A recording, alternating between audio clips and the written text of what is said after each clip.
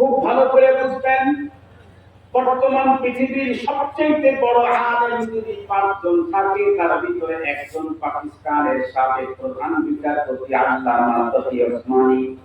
আপনারা হয়তো তার নাম শুনেছেন। উনি কত বড় আলেম, কত বড় বিদ্বান, কত বড় এক্সপার্ট, কত বড় ইসলামিক স্কলার, কত বড় বন্ধুলামার ওয়াল স্কয়ার। ওনার কাছে ইংরেজি যেমন, উর্দু তেমন, আরবি তেমন, আরো অনেক পরিভাষা আছে। বাংলাদেশে হুজুর অনেকবার এসেছিলেন। একবার এক প্রোগ্রামে আমিও ছিলাম হুজুরের সঙ্গে। হুজুর ওইবার এসে হোটেল সোনার ঘাটে ইসলামী ব্যাংকিং এর উপরে যখন বক্তব্য দেওয়া শুরু করলেন, বাংলাদেশের প্রথম সারির অর্থবিদেরা উপলেস হয়ে তাকে মোল্লা বলে মোল্লা বলে গিয়ে শুনলে অবাক হবেন গ্রামের মানুষ।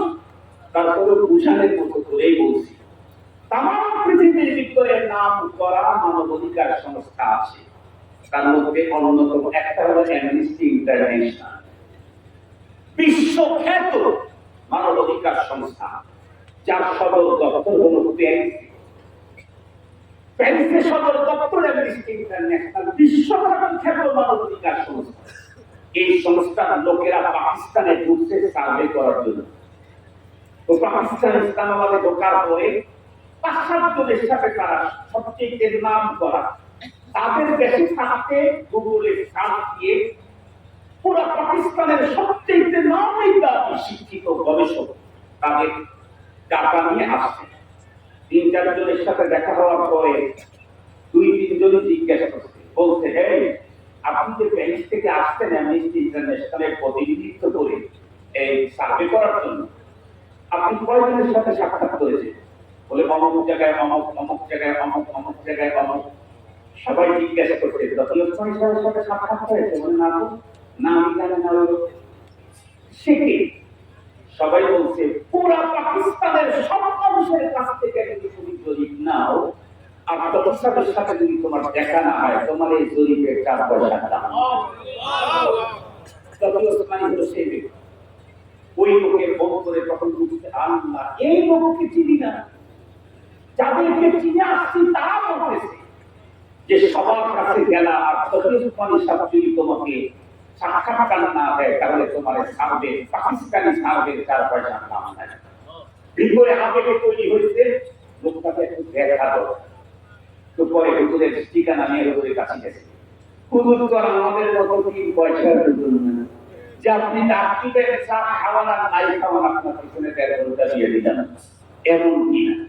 ওনাদের 24 ঘন্টার লাইফ সাজানো আছে। একটা মিনিট নষ্ট করেন না, একটা সেকেন্ড নষ্ট করেন না। ওনার আব্বা ছিলেন পাকিস্তানের জান মুফতি শফি রহমাতুল্লাহ আলাইহি, যার তাফসীর তামাম দুনিয়াতে চলে, তামাম দুনিয়া মাআরিফুল কোরআন। বাবা তাফসীর লিখেছেন উর্দুতে, সেই তাফসীরকে বাবার সূর্য সন্তান তকি ওসমানী ট্রান্সলেশন করেছেন ইংরেজিতে। আল্লাহু আকবার বললেন যে আপনাদের হাত দেখে মনে হয়েছে প্রতিদিন এরকম তাফসীর আপনারা 10-12 করে লেখেন, এরকম ভাব মনে হচ্ছে। বড়দের কথা শুনলে, আল্লাহর কুদরতের কথা শুনলে রব্বে কারীমের বড়কে স্লোগান দিতে হবে, সুবহানাল্লাহ তাকবীর দিতে হয়। তাহলে ওর কিছু অংশ আল্লাহ আমাদেরকে দান করবেন। আমি না পারবো কয়েকশো বার জন্ম দিলেও একজন তকি ওসমানী হওয়া সম্ভব। তকি ওসমানী ওনার সন্তান শফি রহমাতুল্লাহ আলাইহি তার ছেলেদেরকে বলতেন, বাবা আমি 1 মিনিট সময় নষ্ট করি। যোগ্য বাবা, যোগ্য সন্তান, সন্তানেরা জিজ্ঞাসা করতে, বাবা আমি যখন টয়লেটে যাব তখন কলকাতা করে মনে রাখতে হবে, টয়লেটে গিয়ে বাথরুম সারা একটা বড় কাজ, বড় কাজ না? পবিত্রতা অর্জন করা বড় কাজ না? পেটের ভিতরে বড় চুলটাকে আউট করে দেওয়া বড় কাজ না? এই কারণে তো টয়লেটে যখন শেষ হয়ে যায় তখন বের হতেই আল্লাহ তাআলা করতে পারে, আলহামদুলিল্লাহিল্লাযী কথা বলে থাকেন আযহাবা আননিল আযা ওয়া আফান। টয়লেট থেকে বের হয়ে কিসের আলহামদুলিল্লাহ, ওটা কি ওইখানে টাকা হচ্ছে নাকি? কথা বলেন না কেন? ওখানে কি মুদ্রা প্রাইজ দিয়েছে নাকি? ওখানে কি সার্বিকরণ করতে নাকি?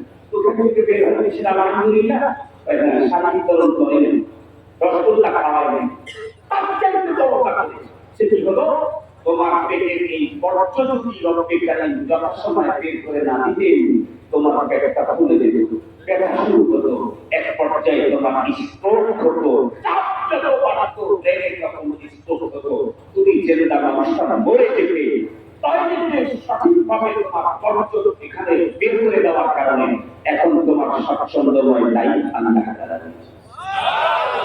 এখন যদি একটা গল্প শুনি, গল্প নানাবাড়ির কাহিনী না, অনেক বড় ব্যক্তিগত আনন্দ। এক বড় বাদশা ছিলেন, অনেক বড় বাদশা। তো বাদশার দরবারে কিছু যোগ্য অযোগ্য থাকে, থাকে না থাকে না? কেউ যোগ্যতার ঘরে পথ পায়, কেউ আত্মীয়তার ঘরে পথ পায়, পায় না পায় না, কথা বলে না। ওইখানে একটা কেউ বিশ্বস্ততার ঘরে পথ পায়, আসলে যোগ্যতা কিন্তু বিশ্বস্ত। এরকম এক মন্ত্রীকে বাদশা একটা বড় মন্ত্রণালয়ের দায়িত্ব দিয়ে রাখে। আসলে যোগ্যতা কিন্তু লোকটা বিশ্বস্ত। বাদশা একেবারে খালেস ভাব করতে, তো বাদশাকে চায় না, বাদশা নিষ্পন্ন না। পনেরো বছর পরে বাদশা ময়দান করছে। বাদশা মন্ত্রীকে ডাক দিয়ে খুশির চোখে আনন্দের চোখে কয়েকটা জিনিস দিয়ে দিয়ে বলছে, তুমি জানো কি আমার ঘরে ফুটফুটে জোসকার মতো এক সন্তান আসে। এই কথা শুনেই মন্ত্রী কত লোককে হাসিতে বললো, খুব খুশি হইলাম, আমার খুব ভালো লাগছে। যারা বাদশাহ জিজ্ঞাসা করতেছে কেমন ভালো লাগতেছে, ওই কেন টয়লেট থেকে উঠলে যেমন ভালো লাগে তেমন যে বলছে যে টয়লেট থেকে উঠলে যেমন আনন্দ লাগে তেমন আনন্দ লাগতেছে। বাদশাহ তো বেগে বাদ হয়ে গেছে। 15 বছর পরে সন্তান পেলাম, সেই সন্তানের সুসংবাদ দিলাম, আর কি টয়লেটের সাথে আমার সন্তানের মিশাল দিলাম। থাম, তোর কল্যাণ দেয়, তোর কল্যাণ দেয়।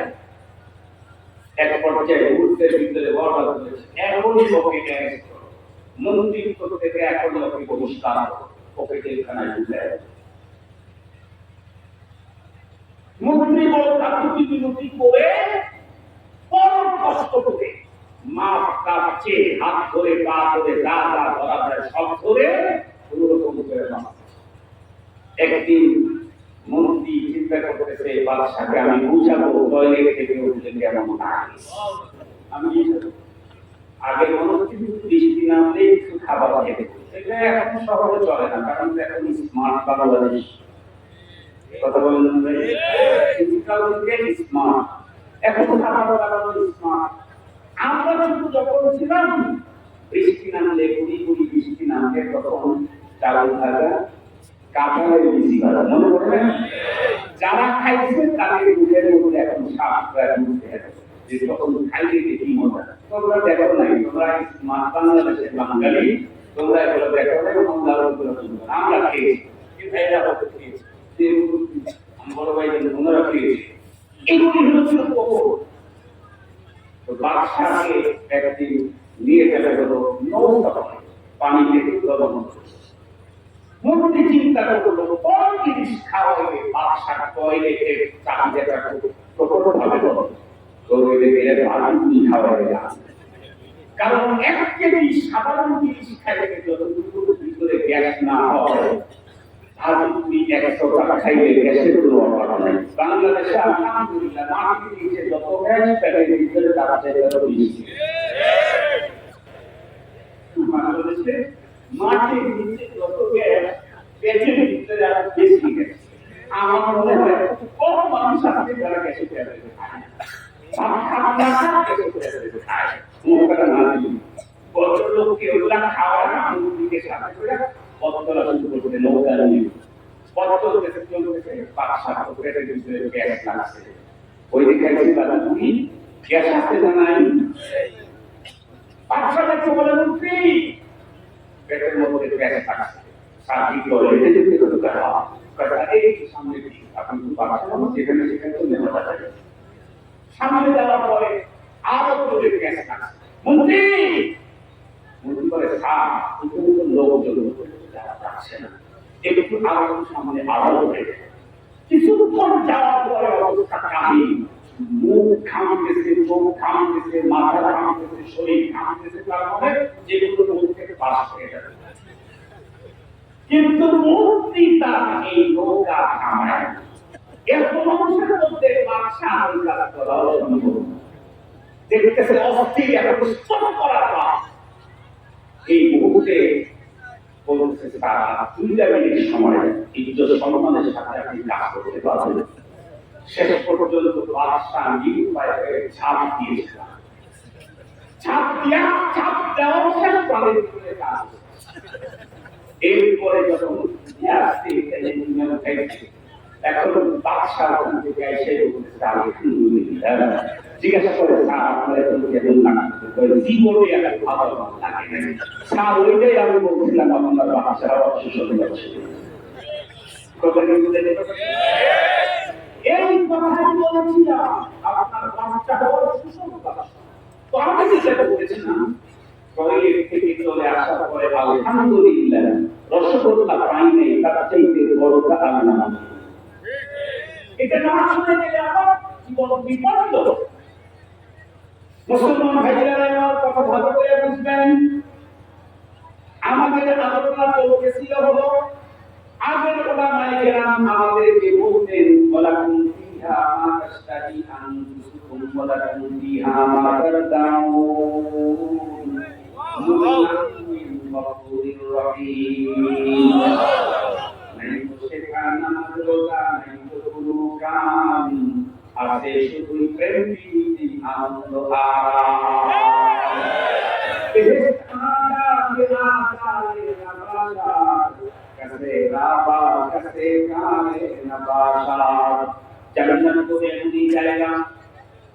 মানুষ যদি বলে আমার এটা চাই, সেটা যেমন তার সামনে হাজির করা হবে।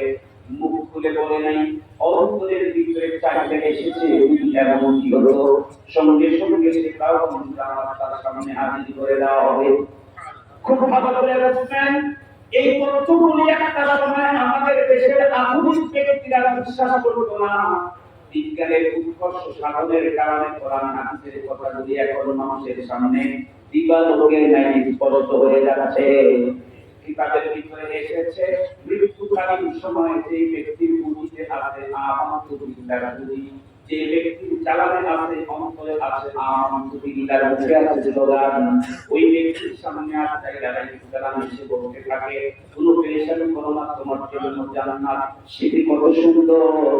এত করার পরেও কখনো কখনো আমানত বিল্লাহ স্লোগান বলা কারো চিন্তা কখনো দুনিয়া থেকে পরপারের দিকে যেতে চায় না।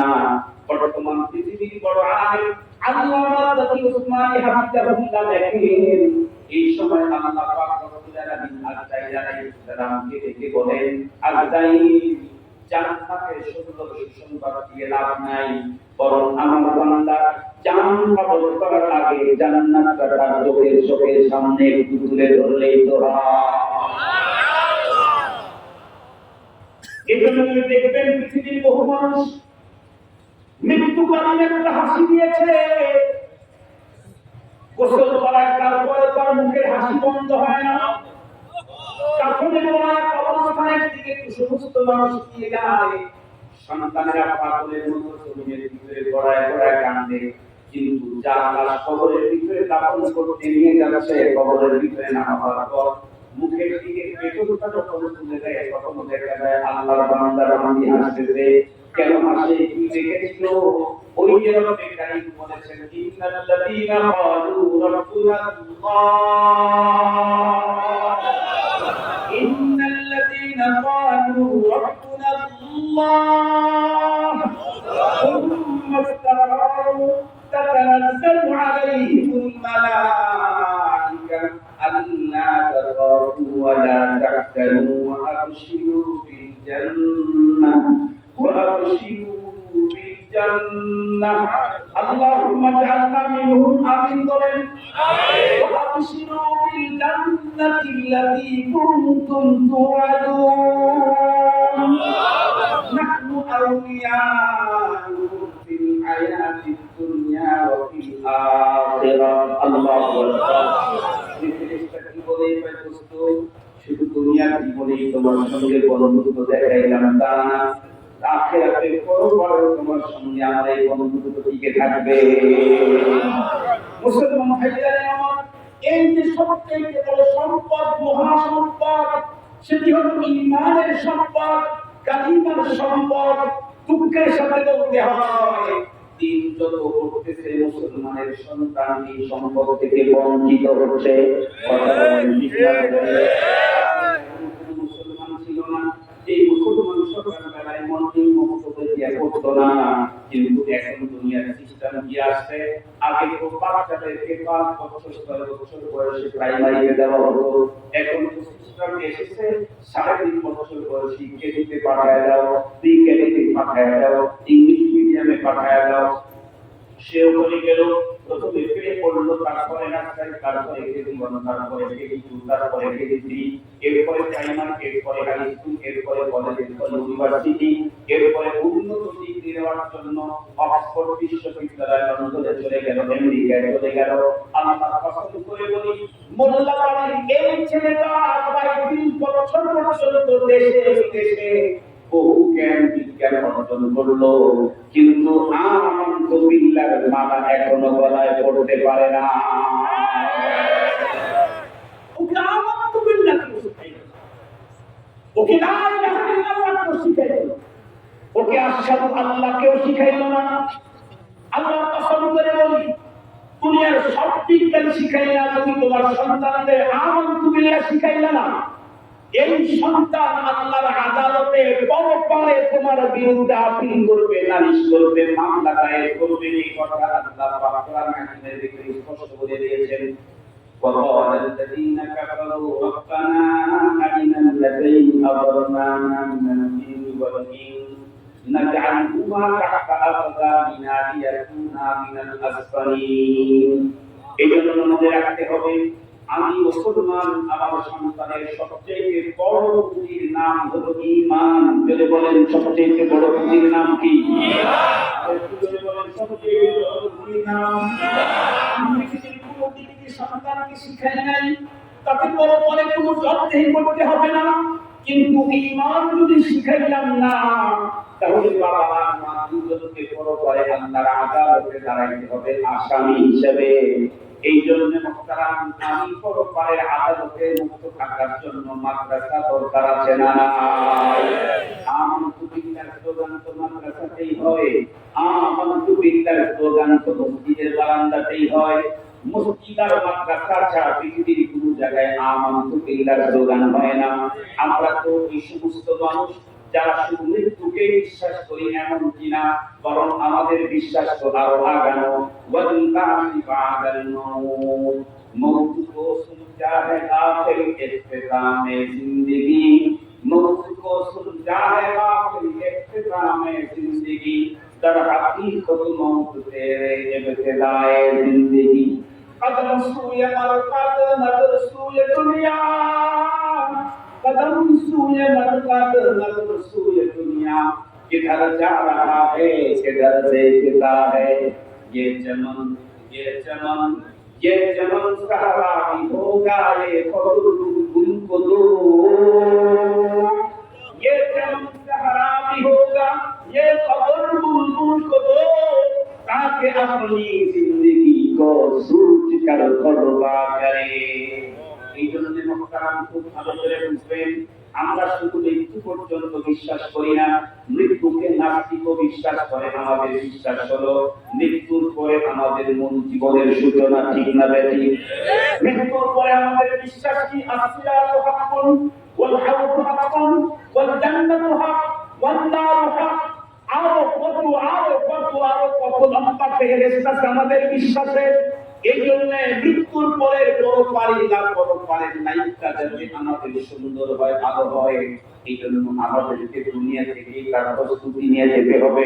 অন্যথায় পরপারে ভয়ঙ্কর অবস্থা আল্লাহ পাক কোরআনে হাকিমের এই আয়াতের 2 নাম্বার মেসেজটা দিয়ে দিলেন, ওয়া ইন্নাকুম তুওয়াফাউনা উজুরাকুম ইয়াওমাল কিয়ামাহ। খুব ভালো করে বুঝছেন, মৃত্যুর পরে তুমি ভালো মন্দ যা করেছো এর পুরা পাওনা দেওয়া হবে আখেরাতে। মানুষ দুনিয়াতে ভালো কাজ করলে ভালো কিছু প্রতিদান দুনিয়াতে পায়।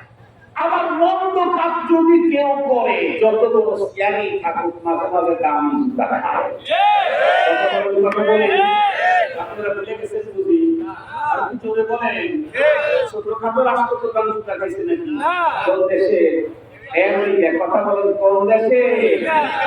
দামি জুতা কানে রাখতে নাকি স্যান্ডেল থেকে বেরিয়ে আর দামি জুতা গালে পড়লে এটাই তো। আর জোরে বলেন দামি জুতাও গালে পড়লে ইজ্জত না, ওটাই। আমেরিকার প্রেসিডেন্ট তো অপরাধ করলে দুনিয়াতে জুতা, কিন্তু আল্লাহ কি বলেন তা জানেন? অপরাধ খারাপ কাজ করার কারণে দুনিয়াতে যত শাস্তি হোক নাড়া করে দিয়েছে, জুতা লাগাইছে গালে, না হয় জুতার মালাই পরায় দিয়েছে, এরপরেও তোমার এই অপরাধের পুরাপুরি পাওনা কিন্তু এগুলি না। পুরাপুরি পাওনা তো মনে করে দেওয়া হবে। এটা আমার বক্তব্য না, আল্লাহ পাকের কোরআনে আল্লাহ বলেন ওয়ালা নুযীকান্নাহুম মিনাল আযাবিল আদনা দুনাল আযাবিল আকবার লাআল্লাহুম ইয়ারজিউন। আল্লাহ বলেন আযাবে আদনা, এটা তো স্যাম্পল শাস্তি দিলাম, দুনিয়াতে জুতা খাওয়াই না, অপরাধের কারণে এর ভয়ঙ্কর শাস্তি পরিপূর্ণ ফাইনাল শাস্তি হবে পরপারে ময়দানে মাহশরে আখিরাতে। নেকি কাজ করার কারণে যতই তোমার সম্মান দাও, এটা তোমার দুনিয়ার সবচেয়ে পুরোপুরি পাওনা না, এটা তো স্যাম্পল পাওনা। নেকি দুনিয়াতে দিলাম, তোমার ইজ্জত করে মানুষ সালাম করে, টাকা দেয়, পয়সা দেয়, হাতিয়া দেয়, মহব্বত করে, ভালোবাসে, বুকে জড়ায় নেয়, এটাই তোমার শেষ পাওনা না। তোমার এই ভালো কাজের পুরোপুরি পাওনা দেব আল্লাহ বলেন আমি আখিরাতে দেব। সুবহানাল্লাহ বলেন। এখন খুব ভালো করে বুঝবেন ভালো কোনটা মন্দ কোনটা, এটা বুঝাইতে গেলে দেরি হবে। দ্বিতীয় নম্বরের মেসেজটা আমি আপনাদের সাথে বলি। আল্লাহ পাক বলেন ফামান তুকসিহা আনিন নারি ওয়া উদখিলাল জান্নাতা ফাকাদ ফাজ। পরপরে ভালো মন্দ কাজের পুরো প্রতিদান দিবেন। ওই প্রতিদান পাওয়ার পরে যে লোকটা জাহান্নাম থেকে মুক্তি পেয়ে জান্নাতে ঢুকলো, আল্লাহ পাক বলেন সেই হলো প্রকৃত সাকসেস আর সফল। সুবহানাল্লাহ। আমরা মনে করি যে বর্তমান পৃথিবীতে সফলতা অর্জন করতে চাইলে হাইব্রিড হওয়া না। কি হলো কথা বলেন? হাইব্রিড পর্যন্ত এখন সব কিছু হাইব্রিড। বাজারে গেছে করলা কিনতে, হাইব্রিডটা কিনবে, করলাও হাইব্রিড, মূলাও বলে হাইব্রিড আছে, লাউ কিনতে গেছে সেটাও হাইব্রিড, বক্তাও হাইব্রিড আছে, নেতাও হাইব্রিড, সব কিছুতে হাইব্রিড আছে। তো হাইব্রিড মানে হলো যে জিনিসটা হচ্ছে 10 বছর লাগে, 10 দিনে 10 মাস পরে বড় হয়ে যায়, এটারে হাইব্রিড বলে। তো দুনিয়ার হাইব্রিডদেরকে আমরা মনে করি এগুলো সফল। না না, হাইব্রিড না হয় কত বড় হবে, না হয় ক্রিকেটের মতো বড় লোক হবে, যারা স্বর্ণ দিয়ে বানানো কাজ, প্রাইভেট কাজ সোনা দিয়ে বানানো, যা বাড়িতে ব্যবহার করার কাজ কি আছে, আর কত কিছু, কিন্তু তাকে সফল বলা যায় না। কেন? সব কাজ আছে, কিন্তু তার লাইফটা করে 1000 বছর নাই। ঠিক বললাম? সবই আছে, কিন্তু সে 300 বছর বেঁচে থাকবে না। কিসের সফলতা? 92 বছর কিসের সফলতা? কথা কি বলে দিতে পারছেন? কখনো করে পরপারে যে জান্নাত পাবে, তার প্রথম যে জিনিসটা দেওয়া হবে লা ইয়ামুতু ফিহা ওয়ালা ইয়াহয়া, জীবনে কোনোদিন তার লাইফ শেষ হবে না। সুবহানাল্লাহ। আর কি বলেন না সুবহানাল্লাহ? ওই লাইফে চোখ দেওয়া হবে, চশমা লাগবে না, চোখে কখনো ময়লা লাগবে, মাথা দেওয়া হবে, কখনো চুল পাকবে না, মাথা ব্যথা হবে, দাঁত দেওয়া হবে, কখনো ময়লাই লাগবে না, দাঁত পড়া তো দূরে যাবে। এমন একটা লাইফ দেওয়া সম্পূর্ণ কারণে পরপারে যদি কোনো ব্যক্তি জাহান্নাম থেকে মুক্তি পেয়ে জান্নাতে ঢুকলো, মূলত মানুষের মধ্যে সেই হলো সফল কাজ। আল্লাহ তুমি আমাদেরকে এই গ্রুপে ঢুকিয়ে দাও। আর যদি বলেন আল্লাহ তুমি আমাদেরকে এই গ্রুপে ঢুকে আল্লাহ তুমি আমাদের সবাইকে পরপরে জান্নাত যারা পাবে নির্দ্বিধায় নিরঙ্কুশ রেখে তাদের কাতারে আমাদেরকে শামিল করে শেষের কথা আমার চেষ্টা করে শেষ করে দিচ্ছি কারণ আমি এক ঘন্টা বলে করতেছি না গড়ি দেখতেছি তো মক্কার হাজির সবাই না না ভাই শুনেন শুনেন শুনেন শুনেন শুনেন আমারটা একটু শুনে আপনারা শুনছি তো আপনি বাড়ায় গেছেন এই তো একজন অসুস্থ ব্যক্তির উপরে দয়া করতে হয় না ওর গাড়ে জুলুম চাপায় দেওয়া যায় আচ্ছা অসুবিধা নেই আগে তো মাঝখানে আসা বন্ধ করছিলাম আপনারা পিড়াপিড়ি করলে আবার যতটুকু পাই করি ততটুকু সময় থাকে আবার আসবো আবার আসবো আবার আসবো 3 বার একটু বেড়েই যাবে ইনশাআল্লাহ ইনশাআল্লাহ আবার আসবো আবার আসবো ইনশাআল্লাহ আপনাদের সাথে আমার আবার দেখা হবে ইনশাআল্লাহ তো যে কথা বলছিলাম এই কথাটা শুনে খুব মজা চতুর্থ নম্বরে গেছে আল্লাহ পাক বলেন ওয়ামাল হায়াতুদ দুনিয়া ইল্লা মাতাআ সিরিয়াস একটা এই দুনিয়ার জীবন নিয়ে এত জানাজানি এত বাহাদুরি এত খেলাধুলা এত কিছু এত ভাবা মনে রেখো দুনিয়ার এই জীবনটা কিন্তু ধোঁকার বস্তু কিসের বস্তু কিসের বস্তু একেবারে সিম্পল একটা মেসেজ 100 বুঝে আর ইনশাআল্লাহ আমরা যখন ছোট ছিলাম অথবা আমরা বাড়ি ছিলাম বড় বড় হয়ে গেছে আমাদের ঘরে কিছু বাচ্চা এমন আছে যাদের সবচেয়ে বড় চাওয়া হলো খেলনা আছে না নাই আছে যেই বাচ্চাগুলো খেলনা চায় ওরে যদি 5 টাকার খেলনার পরিবর্তে 50 টাকার খাবার নিয়ে এসে দেন কথা বলেন রাজি আছে না 50 কোটি টাকার জমি রেজিস্ট্রি করে দিলেন কথা বলেন না কেন ও খুশি হবে রাজি হবে ওর মনে আনন্দ আসবে ওর 5 টাকার খেলনা লাগবে ও মনে করছে এইটাই হলো পৃথিবীর সবচেয়ে উন্নত মানের জিনিস আমি 5 কোটি টাকার সম্পদ দেখি টাকা দেখে খাবার দেখে তো আমার খেলনা চাই এই ছেলেটাই যখন একটু বড় হলো যখন খাবার মজা বুঝলো এখন ওর চাহিদা খেলনার প্রতি না খাবারের প্রতি বাবা যখন বাজারে যেতে থাকে তখন বলে ওই আম্মু যাও একটু তো শুনো কি কেমন একটু মিলিকান দিয়ে কি বলে মিলিকান দিয়ে একটু চিপস দিয়ে আসে এটা হলো গ্রামগঞ্জের ছেলেদের খাবার আর যদি রাজধানীর বড়লোক হয় তাহলে তো গ্রামে আবার আরেকটা খাবার চলে কিটকাট দিনের মধ্যে আপনারা এটা চকলেট দামি চকলেট কিটকাট এগুলা খায় শহরে তুমি যাও একটু বড় হলে বর্তমানে উন্নত খাবার হলো পিৎজা পিৎজা খেতে তুমি খান না গ্রামের পিৎজা শহরের পিৎজা এগুলো আর একটা খাবার তো সবাই চিনবে বাংলাদেশে এমন কোন ব্রিজ নাই যে ব্রিজের উপরে আসরের পরে লোক জমা হয় আর সেখানে ফুচকা পাওয়া যায় না এইরকম কোন ব্রিজ বাংলাদেশে নেই এই ফুচকা সবার কি কলেজে কি ভার্সিটি কি স্কুলে গ্রামে শহরে কি গরিব কি ধনী কি খান সরকার কি শেখ বর্তমান সবচেয়ে বড় বংশ হলো শেখ কথা বলেন না শেখ হাসিনা এই বললাম না সবচেয়ে পাওয়ারফুল বংশ যেটা এখন বাংলাদেশে সেটা হলো শেখ বংশ মহতারাম ভালো করে বুঝবেন এরা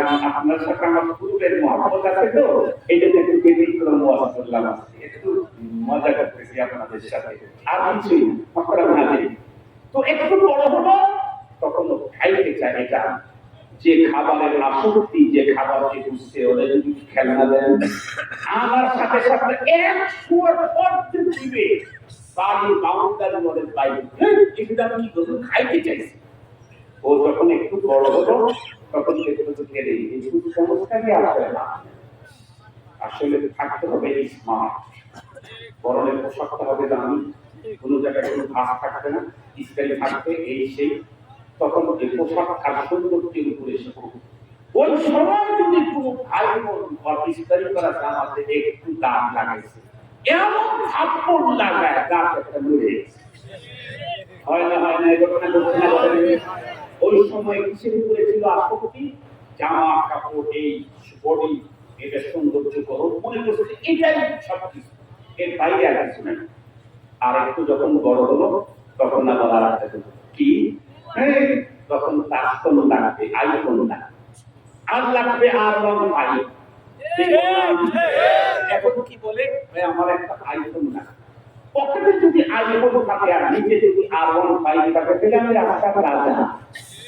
এই জন্য বাবাকে বাধ্য করে আলটিমেটাম দেয়, আমাকে যদি কাফন কিনে না দেয় 1 সপ্তাহের মধ্যে সুইসাইড করবো, আত্মহত্যা করবো। এ ঘটনা আপনাদের অঙ্গুরিত হয় না, হয়েছে না? আমাদের শিকার বন্ধুই করছে, অঙ্গুরিত আরো বেশি হওয়ার কথা। বাবা শেষ পর্যন্ত বাধ্য হয় ঈদের আগে জমি কর রেখে সন্তানের সুইসাইড থেকে রক্ষা করার জন্য কাফন কিনে দিতেছে। ও তখন ফোন নিয়ে মুন্ডা নিয়ে যায়, কষ্ট জানিয়ে তাও একটা কথা। এইরকম আজকে আসার সময় সামনে যেরকম আমি তো ড্রাইভারকে ওদেরকে দেখতেই বলছে, লা হাওলা ওয়ালা কুওয়াতা ইল্লা বিল্লাহ, রাজধানীর সাথে খেলাধুলা করছে, রাজধানীর সাথে খেলাধুলা না, কিছুক্ষণ পরেই দেখা যায় চাকা নিয়েছে। আজকে দেখে নেই এরা কিরকম। এই দেখলাম ঢাকাতে বনানী পা হয়ে, এই দেখলাম হঠাৎ করে দেখি চাকা নিয়েছে এই এরকম এরকম করে। তখন মনে করছে এটাই আর কিছু আমার থাকে না, এটাই দুপুরে খাওয়ার জন্য মা ডাকতেছে, খাবার লাগে। এই ছেলেটাকে যখন বিয়ে করে একদিন ঘরে যখন সন্তান চলে আসে, বাচ্চা অসুস্থ হয়েছে, হাসপাতালে নিয়ে যাওয়া দরকার, টাকা নেই। স্ত্রী আলটিমেটাম দিয়েছে, এইবারের ঈদে যদি আমাকে বেনারসি না দেয় তাহলে তোমার বসে নিয়ে যেতে। এখন ও চিন্তা করলো, ধান্দা ভেঙে গেল। কি আর পরিবার আইফোন দিয়ে কি হবে যদি সন্তানের চিকিৎসা করতে না পারে, যদি স্ত্রীর চাহিদা দিতে না পারে, তখন ওর মাথার ভিতরে একটা কিন্তু কি এগুলির কোনো লাভ নাই, তার কোনো টাকা লাগবে, টাকা। যে ছেলে তার বাবাকে বাধ্য করলো কয়েকদিন আগে জমি কর লাগায় আইফোন কিনে দিতে, সেই ছেলে এইবার ঈদের আগে কি করে, ছোট একটা ব্যবসা শুরু করতে, ভালো সেল করছে। ও চিন্তা করে ঈদের আগে যদি মাল দিতে পারে তাহলে আরো ভালো, টাকা কোথায় পাবো, কোন দরকার নেই, আর ভাই দরকার নেই, রিক্সাতে যেতে পারো, 2 লাখ টাকা বিক্রি করতে পারো, জানি না অনেক লাভ হবে। 3 ঈদ আগে বাবাকে দিয়ে জমি বিক্রি করে কমকে নাইলো, সেটা আজকে বিক্রি করে মাল খায়। ঠিক বললাম না? ঠিক বললাম? এই যে মাত্র টাকার পিছনে ছুটলো, এখন টাকা চাই, গাড়ি চাই, পানি চাই, নারী চাই, চেয়ার চাই, পাওয়া চাই,